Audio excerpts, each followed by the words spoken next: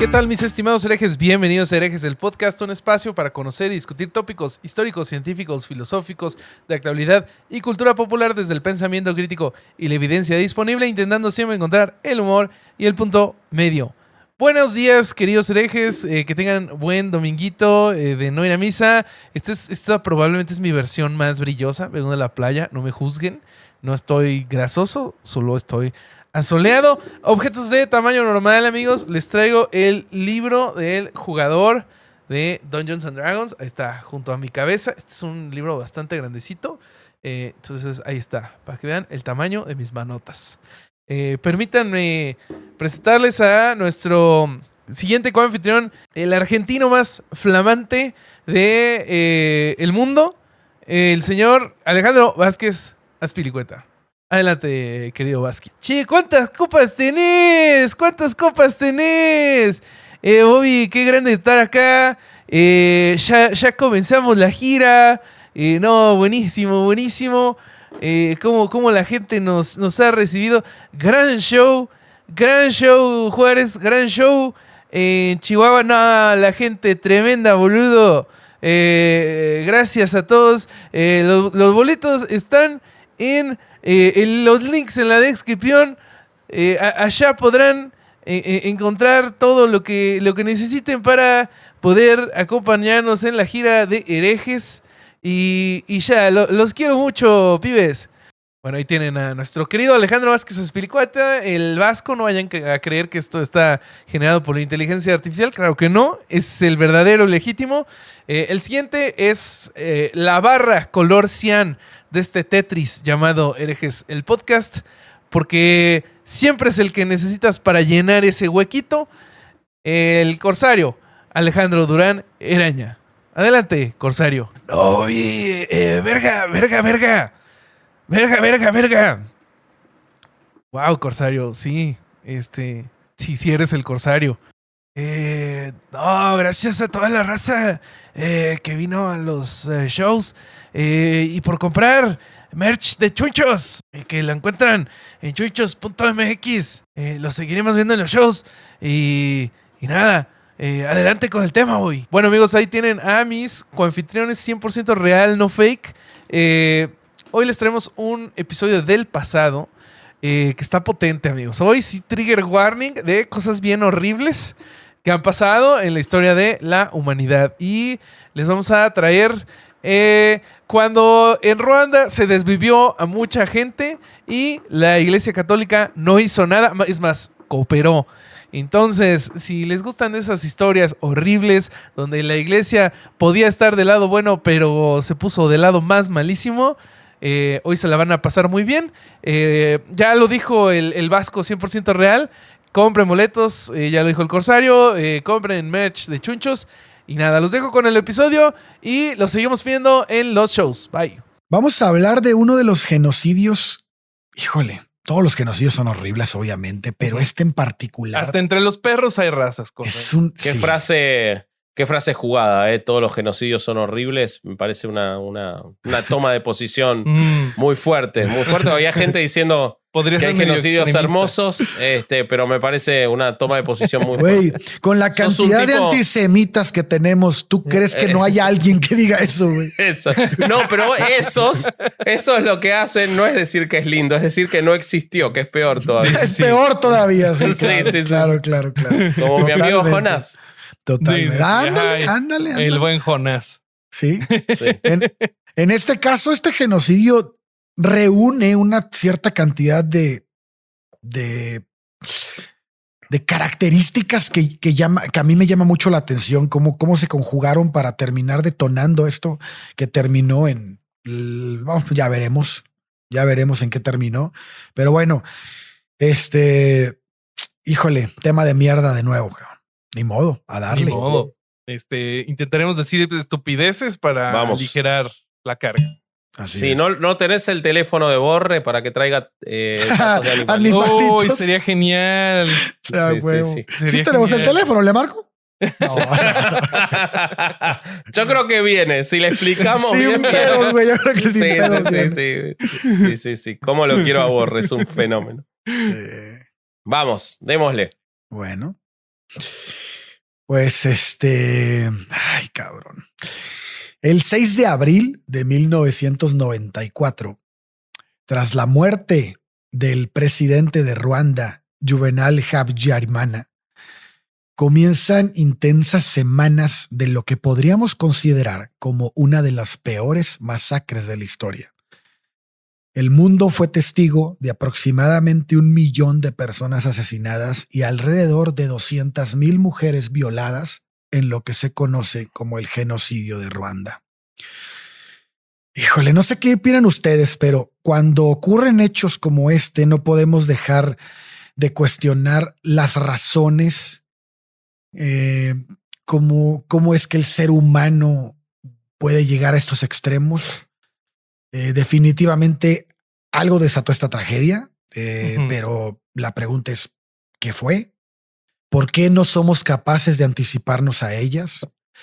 ¿Qué fue lo que no vimos y qué aprendimos para asegurar que algo así no vuelva a ocurrir? En el episodio de hoy vamos a analizar los factores que estuvieron en juego y una sociedad que sirvió como caldo de cultivo para que detonara esta tragedia. Podremos ver de cerca que muchas de las razones por las cuales se dieron estos hechos fueron en algunos casos pues advertidos e ignorados. Sin embargo, otros funcionaron como pólvora colocada específicamente con el fin de dañar. Pero bueno, antes de sumergirnos en los hechos propios del genocidio, vale la pena entender cómo era la sociedad ruandesa antes de la colonización. La sociedad ruandesa precolonial tenía un muy estructurado orden social, además de un conjunto de tradiciones y mitos. Como en la mayoría de las sociedades, los mitos pues ayudaban a proporcionar un respaldo a la organización, explicaban las diferencias sociales, no étnicas, como lo era la supremacía Tutsi. Los Tutsis eran el clan, ¿no? Tenían un origen divino y además eran considerados los importadores de una civilización superior, mientras que los Hutus y los Tiwas eran una condición más servil. Entonces tenemos en Ruanda 3 grupos sociales muy bien diferenciados: Hutus, Tutsis y Tiwas. No sé si se pronuncia Tiwas, pero es TWAS. Supongo que es Tiwas. Pero bueno, la institución monárquica, si bien estaba separada del conglomerado social, algunos historiadores subrayan que el monarca sí estaba rodeado de una élite que no solo se formaba por Tutsis, sino por Hutus también. Entonces estamos viendo como que una sociedad un poco, si bien había diferencias, estaban de alguna manera integrados. La sociedad estaba dividida dependiendo las actividades. Por ejemplo, los Hutus eran agricultores, los Tiwas eran cazadores y recolectores, y estos dos estaban subordinados al servicio de los jefes políticos o los propietarios del ganado, es decir, los Tutsis. Sin embargo, estos clanes podían mezclarse mediante el matrimonio, lo que provocaba que esta distinción desde un punto de vista económico o étnico era muy difícil de encontrar. Incluso algunos autores indican que el término Tutsi era más bien un sinónimo de un ascenso social. Exactamente. Vaya, de pasar de Hutu a Tutsi. Entonces, exactamente, no eran grupos cerrados. Un Hutu podría volverse Tutsi sin ningún problema. Así es. Antes de la colonia. Así es. Me suena un montón a la división de castas. De castas, ¿no? Que pues estaban los que eran como esclavos, plebeyos, mercaderes, no me acuerdo ahorita cómo se llamaban. Luego los nobles, pero el noble, o sea, no era como lo mismo que el rey, eso es lo que estoy entendiendo. O sea, los Tutsis no era de que el rey fuera Tutsi, el rey era aparte. No, lo que pasa es que aquí yo sí veo una distinción en la división de castas. Estás hablando de México, ¿no? De la división de castas. O sea, por ejemplo, aquí lo que me llama la atención es que, por ejemplo, en México, el Tlatoani no era de la, o sea, no era parte de la nobleza, sino que era arriba. Bueno, lo que pasa es que en este caso, los Hutus sí podían subir a ser tutsis. En México, un criollo jamás iba a ser peninsular. Sí, claro. O sea, y el mestizo menos, y para abajo menos. O sea, entonces además te agrego algo, Bobby. Era absolutamente tribal. No había un gobierno central unificado previo a la colonia. Es que como Ale dijo algo sobre la monarquía, empecé a pensar en paralelo. No, pero era mucho más tribal, ya. Sectorial y tribal, exactamente. De hecho, la cuestión Tutsi-Hutu excedía y excede aún hoy al territorio que hoy se reconoce como Ruanda. Así es. De hecho, hay algunos autores que dicen que todos provenían del mismo grupo. Entonces no había realmente una separación étnica. Hay otros autores que sí hacen una separación étnica, pero la mayoría de los que encontré y los que se acercan más a los datos fuertes dicen que provenían de la misma línea ancestral, familiar, y que lo que sí había una división de clases, pero no una división étnica, y que podían cambiar de clase, de estrato social conforme cerraban sus matrimonios. Entonces, como sabemos, con la partición de África, desde 1880, Ruanda formó parte de África Oriental Alemana, hasta la firma del Tratado de Versalles en 1919, que da por terminada, obviamente, la Primera Guerra Mundial, y se le concede el territorio a Bélgica. Esta tutela belga y las misiones católicas en un principio van a preservar esta jerarquía de la que estamos hablando y la ideología social precolonial. Sin embargo, se aprovecharon de una supremacía tutsi en su favor. Desde la administración, la ayuda militar, el sistema educativo, etcétera, ¿no?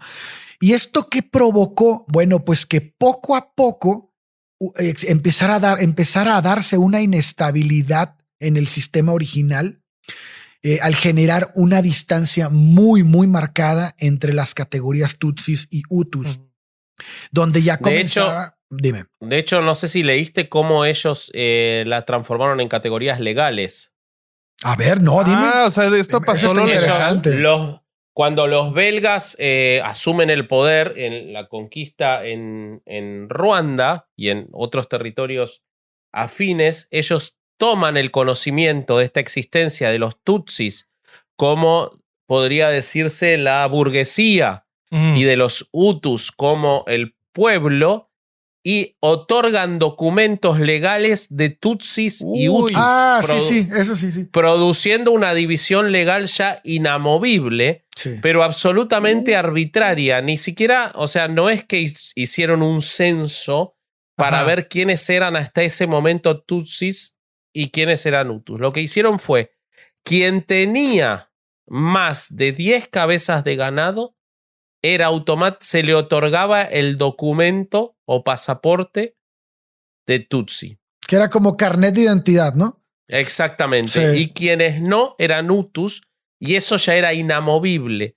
Y solo los tutsis podían acceder a la escuela secundaria, a determinados créditos bancarios, a vivir en las ciudades. Exactamente. O sea, ellos tomaron eso y lo pervirtieron completamente, creando así ellos esta división que se transformó, no en étnica, porque si bien se supone que hay algunas diferencias producto de después el entrecruzamiento, pero sí sociales inamovibles y un sistema de castas, pero que fue creado por belgas en mayor medida y franceses en menor medida. Así es. Uy, no veo cómo esto pueda salir mal.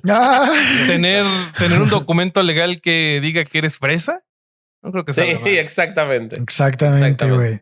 Y hay una razón fuerte por la cual decidieron eso, aparte de todas las que mencionó Vasco, ahorita la vamos a ver. El punto es que lo que menciona Vasco provoca poco a poco una inestabilidad en el sistema original que va a generar una distancia muy marcada, que antes no existía de esta manera, y donde ya empezaba a haber un recelo por cuestiones étnico-políticas que posteriormente serían mucho más evidentes. Es importante decir que los tutsis, si bien tenían el control del 50 al 75% de las plazas de educación y administración en Ruanda solo constituían el 15% de la población total, güey. Mientras que los Hutus eran el 85% que no tenía acceso a esos puestos. Entonces, en 1930 pasa justo lo que dice Vasco. Los belgas imponen el término de identificación que hacía todavía más fuerte esa separación, en donde había carnets para diferenciar la etnia y el nivel social.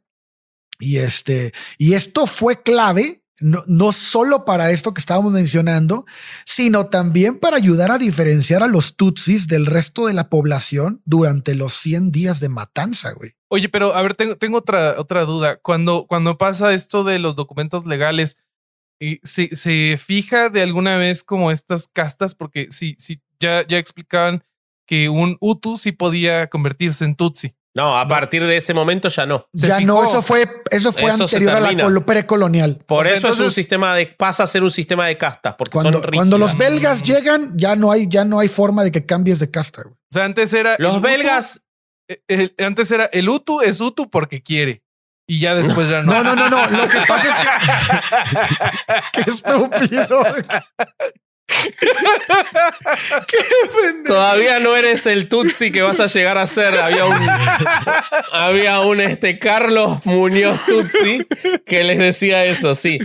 No, lo que a ver, ¿qué necesitaban los europeos? Los europeos necesitaban una minoría que ejerciera sus labores coloniales en su favor, como siempre han utilizado en todos lados.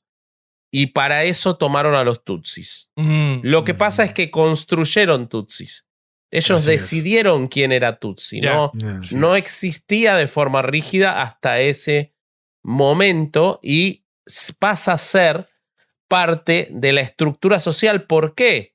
Y seguramente lo va a contar Ale, ya estaba yendo para ese lado. Porque cuando se van las colonias, quienes se quedan con todo el poder económico son los tutsis. Así es. En realidad son los franceses, pero usaban a los tutsis en su favor. Y supongo que después fueron como el chivo expiatorio. No, ahora vamos a ir para eso. No, chécate, te voy a dar otro dato más de esa segregación que estaban haciendo. Nada más para que se entienda el grado de lo que está, de las formas y de la segregación. Los belgas utilizaron métodos como el calibrador nasal o craneal, llegando a conclusiones de como que los Hutus tenían los labios y la nariz más gruesa y eran más bajos, hasta el punto de decir que eran similares a un babuino. Sí, güey. Y por el contrario, decían que los tutsis poseían aspectos mucho más europeos.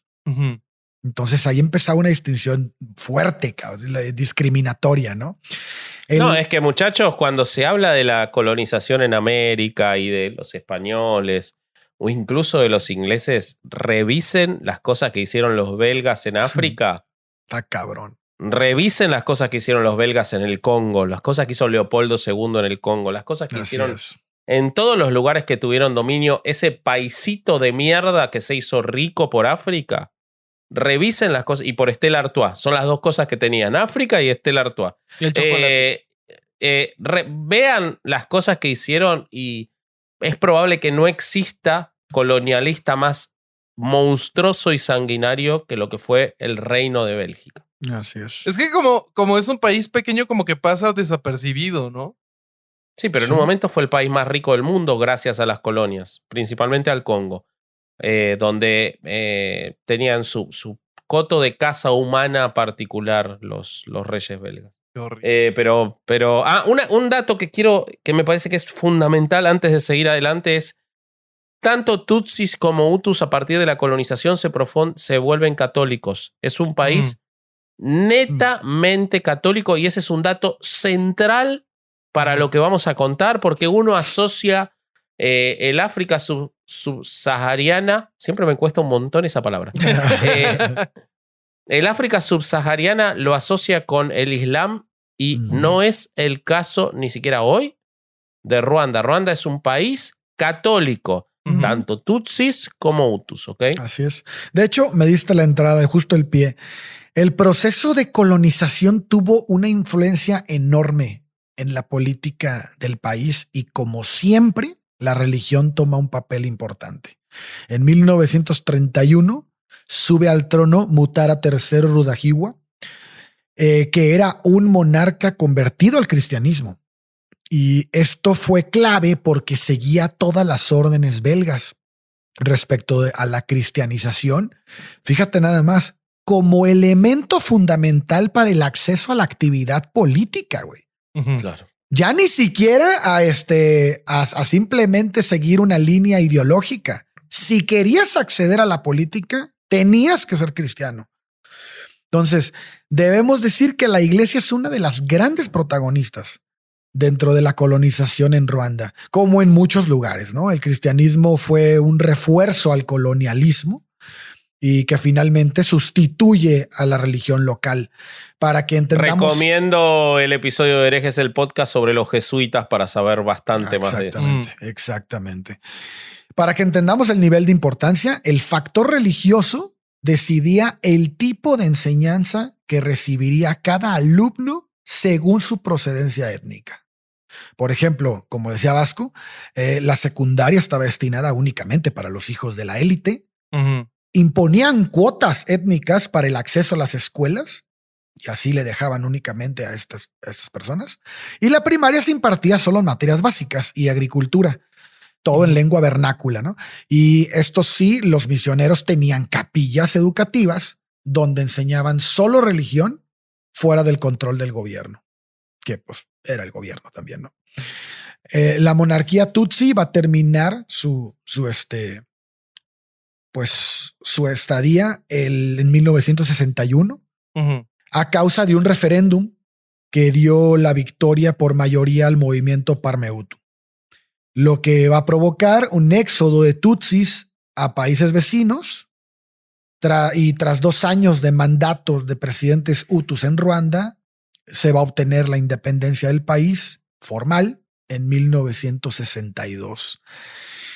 La lucha de los Hutus que los llevó al referéndum de 1961 fue la consecuencia, hay que decirlo, de años de opresión, ¿no? Por parte de un sistema que segregaba de diversas maneras a la sociedad en Ruanda. Algo que servía a los Hutus fue la lucha en los años 50 por parte de los Tutsis que peleaban por la abolición de la iglesia en la educación. Esto, sin saberlo, les costaría muy caro en el futuro. Por su parte, la revolución del 59 tenía un valor sumamente simbólico para la comunidad Hutu, porque era visto como una lucha, el pilar de una lucha de sus derechos y de mantener el poder. Gaspar Gahigi, editor en jefe de la radio, dijo en la Mail Collins: los Hutus entendieron que eran capaces de gobernar. Esto desencadenó la revolución de 1959 y la lucha por el poder que comenzó desde entonces hasta el día de hoy. Podemos ver cómo la iglesia también va cambiando de bando conforme se van dando cuenta que de alguna manera el poder se empieza a inclinar hacia otro lado, ¿no? O bien que las políticas de quien está en el poder ya no concuerdan con las suyas y comienzan a buscar nuevos horizontes. Esto no es nuevo, pero para muestra de esto, pues en 1957 se redacta el primer manifiesto de los Bautu, donde denuncian el monopolio Tutsi en todos los aspectos, ¿no? Tanto económico, político como social. Y era verdad, en efecto, así estaba la sociedad. Sin embargo, lo interesante es que el monopolio les había sido otorgado desde la colonia. Pues igual que aquí en México, ¿no? Ajá, o sea, un montón de la desigualdad que tenemos viene desde la colonia, de cómo las castas se formaron, y los bienes y diferentes industrias que se le otorga a cada una, pues perduran hasta hoy. Y pues hay un desbalance. Lo interesante es que este manifiesto fue apoyado por la Iglesia Católica, güey. ¡Ah, caray! Eso es lo que está... ¿Ves cómo empiezan a cambiar de bando? Porque dicen, a ver, estos güeyes son más. Y los Tutsis ya se estaban inclinando por pedir la abolición de la religión en la educación. Entonces ya no le convenía a la iglesia. Y dice, pues es mejor acercarnos a este grupo que es mucho más grande y hasta lo podemos pelear de otra manera, ¿no? Después de la Segunda Guerra Mundial, gran parte del poder de la élite Tutsi es traspasada a los Hutus. Y ese cambio obviamente se da porque empezaba a dejarse ver una amenaza anticolonialista por parte de los Tutsis. Y bueno, la sangre ya había empezado a correr. La revolución. Ahí hay que tener algo que hay que tener en cuenta en eso que vos estás contando. Es una traslación después de la Segunda Guerra Mundial y después de la década del 60 principalmente, de quiénes son los que se benefician económicamente con las materias primas y los productos de Ruanda, que pasan a ser de los belgas a los franceses, los cuales tienen muchos intereses puestos en los gobiernos hutus. Y eso es muy importante para luego analizar la conducta de Francia y de las Naciones Unidas en lo que va a ser la masacre que vas a contar después. Así es. Así es. Entonces, como les decía, la sangre ya había empezado a correr. La revolución, después de 3 años, ya había exterminado a más de 20,000 Tutsis, güey. Y esta oleada migratoria de Tutsis y Hutus moderados, porque también eran perseguidos los Hutus moderados, a países vecinos, se había convertido en algo enorme. Estamos hablando de alrededor de 700,000 refugiados. Órale. Sí, estando en el poder, los Hutus decidieron que los Tutsis solo ocuparían los cargos políticos equivalentes a su proporción demográfica, lo cual en ese entonces era únicamente el 9%. Ajá. Y algo que es importante tener en cuenta es cómo comenzaba a dividirse el país. Las diferencias regionales se empiezan a acentuar muchísimo. Los Hutus del centro y sur del país apoyaban al Parmehutu, que asumió el poder tras la independencia, ¿no? Y luego, mientras que los del norte serían partidarios de Juvenal Habyarimana.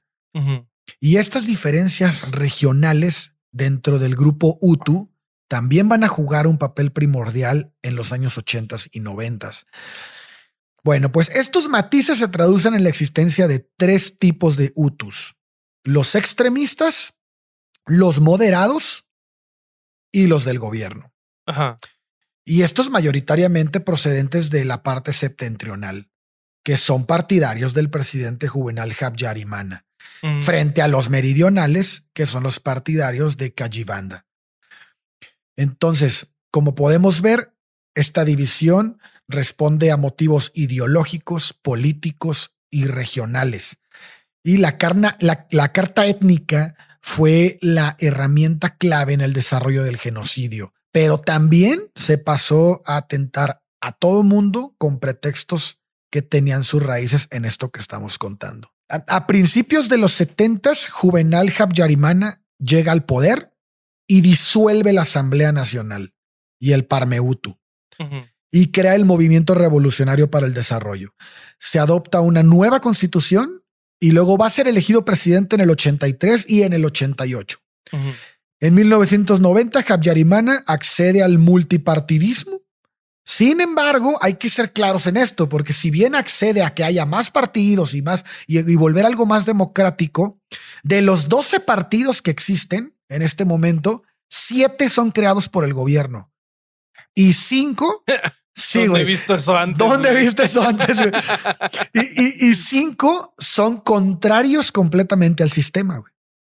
Entonces, y en octubre de ese mismo año, Ruanda es invadida por guerrillas tutsis que provienen de Uganda.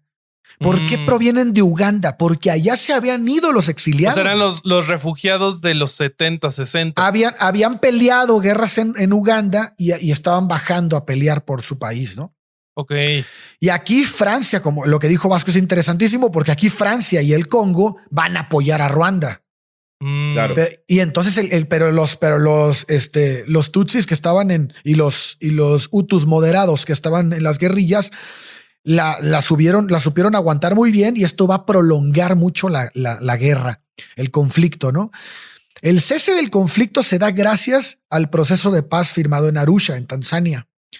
Y este acuerdo de paz no fue muy bien visto por los Hutus. Fíjate, encontré unas manifestaciones del obispo Chipenda. No sé si lo leíste, Vasco, ese güey. No. ¿No? Bueno, este güey era un cabrón que influenciaba mucho a la sociedad. Era un obispo. Y ya ves que la sociedad era muy, muy católica.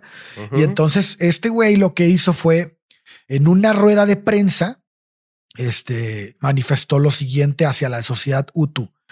Los acuerdos de Arusha sobre el poder compartido no constituyen la democracia, ya que son acuerdos temporales para resolver cuestiones puntuales y luego ceder el poder a su antiguo propietario y no al pueblo. O sea, ya ahí ya está dando un aviso de no nos vamos a dejar, ¿no? ¿Esto en qué año es, Ale? Esto es en el... A principios de los 70s. Ok. Despuésito, no es cierto. Después de los 90s, cuando ya fue el movimiento que generó muchos partidos políticos. Esto ya está muy cerca del 94, güey. Porque algo importante que hay que marcar en 1990 es que en el 90 se da una invasión exitosa de parte de grupos tutsis a Ruanda, en la cual el líder principal, o quien queda como líder por la muerte del líder de ese momento, es Kagame, Paul Kagame, que es el actual presidente de Ruanda. No mames. Sí. Claro, que es el tipo que ha transformado a Ruanda en una potencia económica, turística, un país en el que no hay inseguridad, tampoco hay medios de comunicación opositores, pero es un país que ha logrado... Hoy Ruanda es un país pujante, pero este tipo, que es el actual presidente, que ya seguramente charlaremos de él y ha sido acusado de crímenes horribles, que es Tutsi, fue líder de una rebelión en 1990 que logró invadir, pero que fue repelida por fuerzas belgas y francesas apoyando a los Hutus, o sea, mostrando cómo hasta 1990 seguía estando el apoyo de los franceses y de los belgas a los Hutus porque eran con quienes tenían los intereses económicos, ¿no? Entonces, de hecho, si no me equivoco, eso que dices provocó la matanza de muchísimos Hutus y que fue finalmente por lo cual llega Habyarimana de presidente, ¿no? Claro, se provocan los acuerdos de Arusha que terminan con esa invasión y en realidad Habyarimana ya era presidente y vuelve a serlo a partir de 1991 hasta 1994 cuando muere. Bueno, pues es en esta época justo cuando Chipenda dice esto. Eso, por eso te preguntaba. Sí, es muy buen dato, güey. Es muy buena aproximación. Y como podemos ver, todo esto parece una olla express, güey. O sea, está a punto de explotar algo, pero cuando estaba estudiando el tema, me di cuenta que vuelve algo que hablamos cuando hablamos de Brasil, güey, de la iglesia evangélica. A ver. Los medios de comunicación fueron sumamente importantes en esta guerra, en esta matanza. Uno de los factores clave que sirvieron como pólvora para detonar la masacre fue sin duda la radio-televisión libre de Ismail Collins. Incluso el contenido de la programación fue utilizado como prueba fundamental en el Tribunal Penal Internacional para Ruanda. Totalmente. La radio tenía su base en Kigali y sus emisiones anteceden, obviamente, y se van a prolongar durante todo el genocidio. Y las que utilizaron como prueba en el tribunal abarcan desde el 8 de julio de 1993 al 31 de julio de 1994. Un apunte sobre eso, si quieren escuchar varias de esas grabaciones y si quieren ver el contexto, les recomiendo mucho la película Hotel Ruanda con Don Cheadle, en la que se utilizan varias de las grabaciones reales de esas radios. Uy. Así es. Bueno, pues esta radio era propiedad privada, aunque también en su momento fue apoyada con fondos de la Radio Ruanda y con un gran número de accionistas en el país, de los cuales obviamente ninguno era Tutsi. Y bueno, esta radio tenía un complemento que se llamaba la revista Canguro, Y bueno, la radio-televisión libre de Ismail Collins, mejor conocida como la radio del odio, fue clave para la movilización de las masas, haciéndoles creer que pertenecían al bando de los justos. O sea, empieza aquí el movimiento muy sectario, ¿no? Todo gracias a la propaganda que emplearon, a un discurso sedicentemente democrático y que nos queda claro bastante violento. Una violencia que encontraba su justificación apelando a la libertad de expresión y poco a poco incitaba al reclutamiento del pueblo hutu para encararse frente a un enemigo común. Los brazos políticos y militar del Frente Patriótico Ruandés, que aún no podemos decir que el frente, que la batalla era contra los Tutsis, porque el enemigo en un principio parecía no ser el pueblo Tutsi, sino que los Hutus moderados que se habían unido a este Frente Patriótico, según la radio, y los Hutus partidarios del gobierno. Entonces, esta radio era de acceso gratuito, y ya desde sus inicios había sido concebida para promover la democracia y defender la república, ¿no? Con estas banderas, pues presumía despertar de alguna manera la conciencia de la mayoría de la población, defender sus intereses en común y educar de manera fiable e imparcial. Es importante saber que la población en Ruanda utilizaba la radio para estar enterados de la situación del país. Era su periódico. Porque y aquí todo empieza a tener un poco más sentido, porque cuando pones esto sobre la mesa te das cuenta que fue una herramienta clave en un país donde la mayoría de la gente era analfabeta y sumamente influenciable. Lo único que tenían era lo que decía la radio. Si bien, como les comentaba en sus emisiones, no se mostró inicialmente enemiga de los Tutsis con el pretexto de ir únicamente contra el Frente Patriótico Ruandés, todo empieza como a deformarse y lo hace de manera progresiva y violenta. Y va dirigido a todo el conglomerado Tutsi. Y este cambio de rol podemos advertirlo a partir de 1994. En ese momento la radio empieza a hacer confusos los términos. Ellos utilizaban un término específico para referirse a estas personas traidoras, los Hutus moderados, que ellos le llamaban Ingensin Kotanji. Esto era para referirse a a la gente del partido. Y de alguna manera, en algún momento, de la nada, ya no había una diferencia entre estos y los Tutsis. Y el 23 de mayo de 1994, Cantano Habimana y Noel Hitimana, periodistas de la radio del odio, refiriéndose obviamente a la sublevación, a escasas 2 semanas de comenzar la masacre, dijeron lo siguiente en radio abierta. Los Ingensin Kotanji todavía tienen un único objetivo, el de recuperar el poder que los Hutus les arrebataron a los Tutsis en 1959. Recuperar el poder y mantenerlo mientras ellos quieran. ¿Te das cuenta cómo no hay una diferencia, güey, entre los dos términos cuando se refieren a los Tutsis y a los... Sí. No, ahí no se entiende quién es quién, porque están metiendo en una pelota a todos. Es que es la típica estrategia de secta. Solo hay un enemigo, es blanco y negro. ¿Eres bueno o eres malo? ¿Estás con nosotros o estás en contra? Así es. Pero ¿no? un dato que es importante para tener en cuenta en esto, como decía Alejandro al principio del episodio, la matanza surge en las semanas siguientes a la muerte por la caída de su avión por un misil teledirigido del presidente Juvenal. Y el presidente de Burundi, que iban juntos en ese vuelo.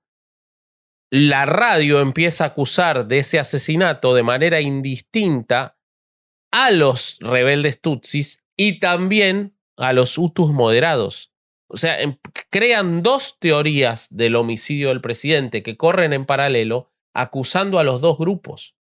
Entonces, de esa forma los mezclan absolutamente y los convierten en objeto de persecución de lo que van a ser esas semanas en las que se calcula que murió 1 millón de personas. Así es. Tutsis y hutus moderados por igual, y que se refugiaban por igual y que se escapaban por igual Porque la realidad es que eran iguales. La única diferenciación era hecha por los enemigos de ellos, ¿no? Así es. Así es. Bélgica para ese momento no le convenía entrometerse, güey, en algo que a todas luces llamaba al enfrentamiento, ¿no? Digamos que no era negocio para ellos. Una guerra colonial para un país tan pequeño como Bélgica, pues mejor nos sentamos a ver qué pasa, güey. Además, el levantamiento Hutu estuvo siempre defendido por el movimiento obrero cristiano desde Bruselas. Pues sí. Y bueno, esto que dice Vasco ocurre el 6 de abril de 1994, cuando muere el presidente. Efectivamente, la voz se corre, pero hay un dato interesante aquí. Hay avisos de que esto iba a pasar. Hay registros de llamadas de personas en Ruanda informando que ya estaba gestado todo. Y fueron omisos, no hicieron caso. Entonces, cuando esto comienza, cuando pasa lo de los misiles que comenta Vasco, los Hutus comienzan a matar a Tutsis de manera automática y a miembros moderados, obviamente, de su propia etnia, pero al parejo, hombres, mujeres, niños, ancianos fueron masacrados a tiros y a machetazos. Principalmente a machetazos. En una imagen de horrible, cabrón. Si tú ves las imágenes en internet, ves cómo fueron desplazados, cómo huían en baños de sangre. La gente era arrojada a los pozos. Hay casos horribles. El 7 de abril, al día siguiente, la primer ministra y los soldados belgas, que eran fuerzas de la ONU que la custodiaban, fueron asesinados de una manera muy brutal. Y entonces esto provoca que toda la gente saque sus ejércitos.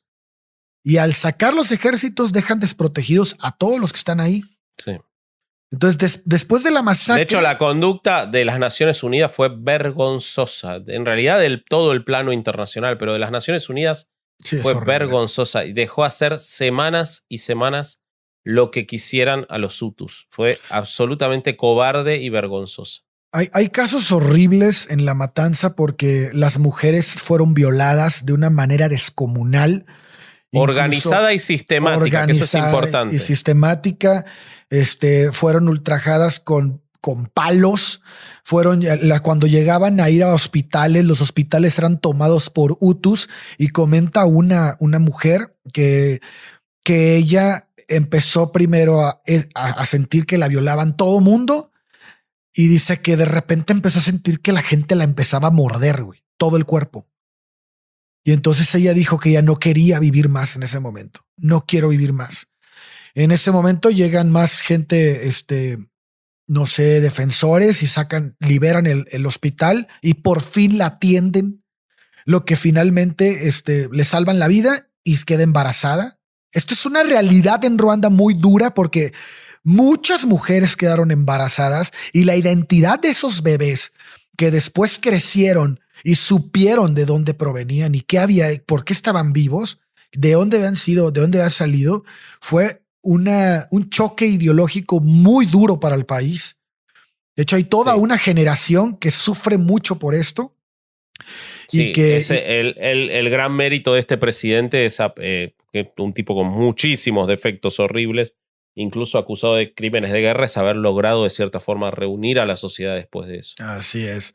De hecho, hay casos que creo que traes tú, Vasco, de los sacerdotes que acudieron. No, bueno, eso si querés lo cuento ahora, pero un dato que no hay que dejar de lado es que se organizaron milicias de personas que estaban infectadas de HIV para las violaciones. Se buscó contagiar con HIV, con SIDA, a miles y miles de mujeres de manera organizada y sistemática en las violaciones. Así es. Cuando sabemos lo que es el SIDA en África, ¿no? Que sigue siendo, imagínense, en 1994. Sí, Ale, yo te puedo contar porque me parece muy importante, no solo por los objetivos de Herejes el Podcast y por el título de este episodio, sino porque es una realidad que no podemos soslayar nunca, que es cuando se dice, no, el catolicismo No, ya es una religión occidentalizada y no está en las dictaduras y no está en las masacres como el Islam. No está donde no puede, y donde puede sigue siendo la misma mierda para la que fue construida a ser. Y en Ruanda los crímenes de la Iglesia Católica son aberrantes, y estamos hablando de 1994, y les voy a contar algunos ejemplos. Los ejemplos que conocemos son a partir de los juicios internacionales que se hicieron. Muchos de estos hijos de puta se escaparon cuando terminó la guerra utilizando la excusa de ser refugiados de guerra. Por ejemplo, les voy a contar el caso de 2 monjas que fueron condenadas en Bélgica, donde se escaparon como si fueran refugiadas de la guerra de Ruanda, y por suerte fueron identificadas por sobrevivientes y fueron condenadas. Y les voy a contar el caso. Estas 2 monjas que fueron condenadas en Bélgica fueron juzgadas por lo siguiente. Le dieron refugio, ellas eran Hutu, le dieron refugio a 7.000 tutsis en su templo, entre ellos niños que huían de los ataques de la sanguinaria milicia Hutu llamada Interhamwe, que quiere decir los que matan juntos. Uno de ellos era Sor María Quisito, que, oh sorpresa, tenía 2 hermanos en la milicia asesina. Luego de haberlos refugiado, abrieron a las milicias Hutus el templo. Las milicias entraron en 3 tandas y en 3 tandas mataron a tiros y machetazos a 6.000 personas de los refugiados. De los 7.000, estas 2 monjas abrieron para que 6.000 fueran asesinados de manera inmediata. Quedaban 1.000. ¿Qué pasó con esos 1.000? Esos 1.000, la tarde del 22 de abril de 1994, los milicianos agarraron a los que quedaron, los metieron en un garage del convento, cerraron las puertas con cadenas y empezaron a lanzar en el interior decenas de litros de gasolina para prenderlos fuego vivos. Pero como les parecía que la gasolina era poca, y lo dijeron, las monjas fueron y buscaron su propia gasolina del convento para contribuir con gasolina en la quema de las personas que quedaban vivas. Esto ha sido confirmado por varios testimonios que fueron los que los condenaron. De la Sor María Quisito, que es la que le decía que tenía 2 hermanos en la milicia Hutu, se comprobó que ella misma participó esparciendo la gasolina, no solo la entregó, y atizando el fuego con hierbas secas. ¿Okay? Su madre, güey. Esas 2 monjas que estaban refugiadas por la Iglesia Católica en Bélgica y que por suerte fueron atrapadas, participaron en ese homicidio. En esa masacre. Otro caso espantoso es el del cura ruandés Athanase Seromba, que fue condenado en el año 2006 a 15 años de prisión por genocidio y crímenes contra la humanidad, una pena que fue confirmada por el Tribunal Penal Internacional para Ruanda, un tribunal que tuvo una actuación ejemplar, pero que también cometió errores, como les voy a contar en el próximo caso, no en este. Pero Seromba, primer párroco de la Iglesia Católica que fue condenado por cargos de genocidio ante una corte internacional en la historia, refugió a más de 2.000 personas, muchas de las cuales él conocía y que confiaban en él, porque recordemos que tanto Tutsis como Hutus, los 2 eran católicos. Más de 2.000 personas se escondieron en su iglesia, la cual abarrotaron, y él abrió el día 15 de abril para que entraran los Interhamwe también a matarlos. Como la gente no permitió que entraran, porque se resistió adentro, el cura, y esto está aprobado por el Tribunal de la Corte Penal Internacional, ordenó el derribo de la parroquia con máquinas excavadoras, matando a la mayoría de la gente. El cura. Qué hijo de puta, güey. Los que sobrevivieron fueron rematados a balazos y machetazos.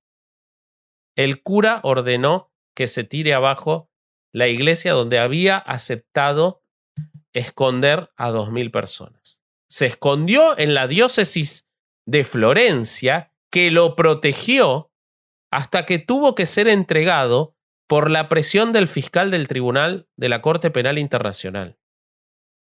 Y el peor caso que les voy a contar, porque resultó exonerado, en Francia, un lugar que tiene que dar muchas explicaciones. La cosa fue así, este es un sorete hijo de puta nefasto llamado Wenceslao Minuechikaya, que tenía el juicio avanzado en la Corte Penal Internacional para Ruanda y que por la presión de quien era ministro de Justicia en Francia, porque el tipo estaba refugiado en Francia, fue derivado el caso a la justicia local francesa penal. Hay un cambio en el ministro de Justicia en Francia, se produce el juicio y la fiscalía termina pidiendo su exoneración por falta de pruebas y fue liberado. No. Y no solo fue liberado, sino que al día de hoy es cura en Francia. Ese tipo. Al día de hoy ese tipo es cura en Francia y se probó que ese cura estaba en la ciudad de Primbas mientras se producían masacres en sus templos de manera similar a las otras y que incluso participó en violaciones generalizadas. Ese hombre, pueden buscarlo, sigue siendo cura hoy, pese a haber sido condenado en ausencia en Ruanda, porque Ruanda lo condenó igual en ausencia, pero los franceses no. Entonces no puede volver a Francia, cosa que no creo que tenga ningún interés. A Ruanda. A Ruanda, cosa que no creo que tenga ningún interés, perdón, pero sigue trabajando como cura en la ciudad de Gisors. ¿Ok? Desde el año 2001. En 2015, el gobierno francés expresó su desilusión por la actuación de las cortes francesas con la liberación de esta persona, pero sin embargo, sigue libre. Eso fue la conducta de la iglesia que en el año 2000, denme un segundo que ya les digo, recién en el año 2016 pidió perdón por su conducta ante el genocidio. En el año 2016, el domingo 20 de noviembre de 2016, la iglesia ruandesa, escuchen esto, reconoció que sus miembros planificaron, ayudaron y ejecutaron parte del genocidio. Los miembros de la iglesia católica, la iglesia mayoritaria, de la iglesia que se vale de ser la iglesia de Occidente, y dijeron: pedimos disculpas por todos los males que la iglesia cometió y nos disculpamos en nombre de todos los cristianos por todas las formas de injusticia que cometimos. Recordemos que a los que mataron fue a cristianos también, ¿no? No sé cómo tienen la desvergüenza de arrogarse el nombre de los cristianos. Lamentamos que los miembros de la iglesia violaran su juramento de obediencia a los mandamientos de Dios, dice el comunicado. Pero hay que tener algo en cuenta, que esto lo hicieron en el momento en el que el Papa Francisco había planteado el año de la misericordia, en el cual alentaba la reconciliación y el perdón tanto de la iglesia como del mundo. Entonces ellos se valieron de eso para pedir perdón, un perdón cobarde 20 años después. ¿Okay? Así es. Y nuestro amigo JP, yo vi que él fue, en un artículo por supuesto nada tendencioso, vi que se mencionaba que él fue el primero que dijo que, el primer líder de Estado que dijo que fue un genocidio. Seguramente tuvo una actuación espectacular. Estelar. No hizo nada mientras ocurría, pero tampoco se le puede echar la culpa a Juan Pablo. Nadie hizo nada. Las Naciones Unidas, como les decía hace rato, no solo ignoraron el fax que envió el general Romero Dallaire advirtiendo sobre la matanza que se estaba preparando, sino que además los Estados miembros se rehusaron a responder con tropas adicionales. No fue hasta el 22 de junio que el Consejo de Seguridad autorizó a las fuerzas francesas a enviar una misión humanitaria llamada la Operación Turquesa. Entonces, hasta estas fechas, güey. O sea, ya había ocurrido todo, cuando ya había muerto entre 800,000 y 1 millón de personas. Así es. Sin hablar del SIDA, de los embarazos y de todo lo que estás hablando. Así es. Bueno, pues como vemos, una vez más, todo lo que envuelve la religión junto con el poder, lo termina envenenando, lo termina haciendo mierda, lo termina llevando a situaciones que llegan a tal extremo que no sé cómo puede seguir en serio este tipo de instituciones teniendo poder en un país, en un planeta en donde a todas luces han cruzado todas las barreras, todas las líneas de la ética, de la empatía, de todo. De todo. Sí. No puedo entenderlo todavía. Sí. No sé si ustedes tengan alguna explicación. No, yo creo que el agravante en este caso, y vemos cómo cuando se los deja hacen las peores barrabasadas, obviamente la iglesia no hizo nacer esta masacre. Esta masacre es responsabilidad de la construcción social dejada por los belgas en sus colonias. Podemos ver el resultado en el Congo, en Ruanda, en Uganda y donde pisaron.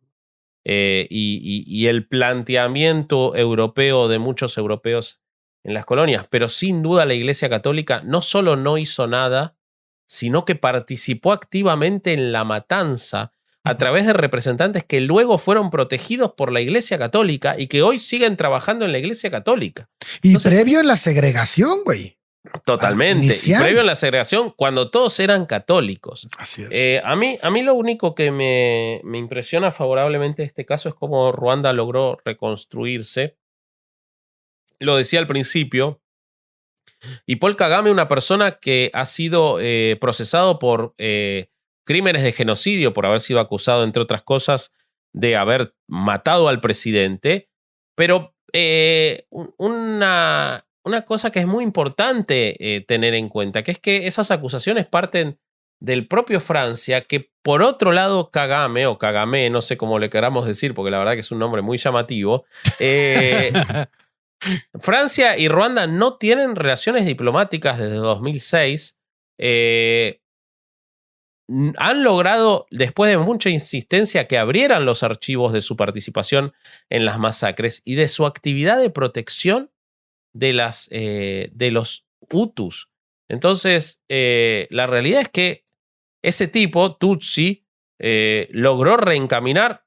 No es una persona democrática, pero realmente en el contexto de lo que estamos hablando, a mí no quiero decir ni que es bueno o malo, es sorprendente que hayan logrado salir adelante después de el horror al que vivieron. De esas cicatrices, ¿no? Sí. Sí. Es. ¿Sabes qué a mí me queda como es aprendizaje, pero también es confirmación de algo que venimos platicando desde hace ya muchos capítulos? Es pues para que la gente que esté escuchando esto se dé cuenta de cómo se usan estas narrativas de los buenos contra los malos, los que tienen un conocimiento o un estatus especial, y cualquier tipo de narrativa para polarizar, para crear dos bandos. O sea, este es, yo creo que el peor extremo al que pueden de llegar. Así es. Y pues dense cuenta la frecuencia con la que se usa esto en la política, en el día a día. Y pues a nadie se le hace grave porque pues hasta ahorita pues no han habido en nuestros países consecuencias tan graves hasta en estos tiempos. Pero pues vean hasta dónde puede llegar esta pendejada de decir, no, pues ellos y nosotros, fifís y chairos o lo que ustedes quieran. Entonces, no sé, pongan atención a eso, amigos. Totalmente, Bobby. Es buenísimo lo que decís, es una conclusión que me parece brillante porque no deja de ser un populismo el que se construyó, y los populismos tienden a eso, a la dialéctica del amigo y el enemigo, y del odio y de la separación, y las consecuencias nunca las pagan ellos. No. Y las pagan la población, las pagan los chicos, las pagan las mujeres, la paga...